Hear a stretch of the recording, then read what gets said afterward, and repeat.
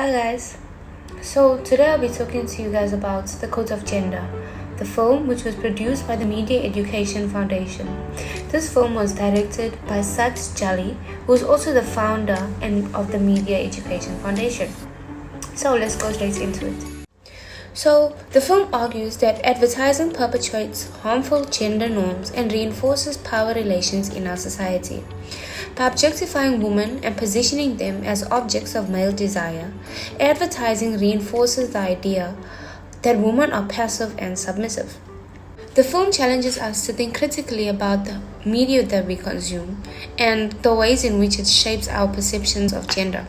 The main arguments of the codes of gender are that advertising constructs and reinforces gender norms and power relations in our society, and that these norms are not natural or innate, but rather constructed and reinforced through cultural practices.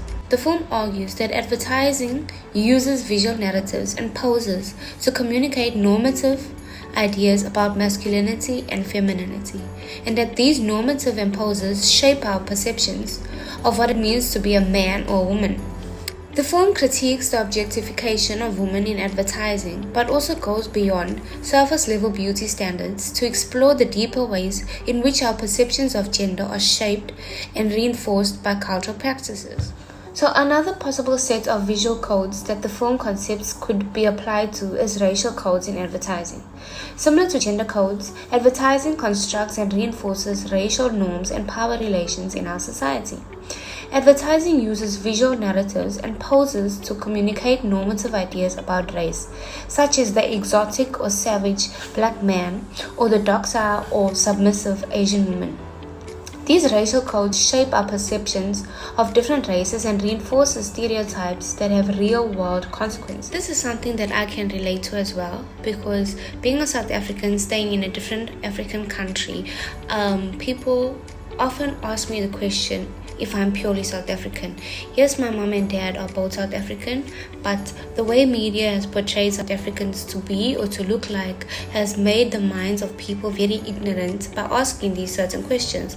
And sometimes it can be offensive because I might not seem African enough. So this is something that I deal with all the time, being in a different African country, and I can only imagine how it would be or how it would affect me if I was to go abroad. So, understanding this from Foucault's view of normative power, I would say normative power is operative in both gender and racial codes in advertising. Normative power refers to the ways in which power is exercised through norms, values, and beliefs, and that they are internalized by individuals.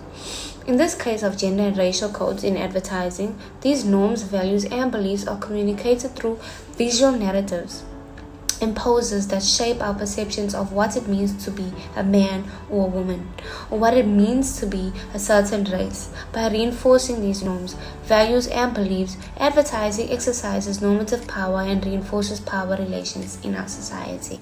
So, in conclusion, I would like to say, please be mindful about what the media posts. Don't always assume. Two, when it comes to media and gender norms should be changed every day, because society is growing and modernizing every single day, by the hour, by the second, by the minute. So in future, I want us to always look forward and be mindful of the people around us. Thank you.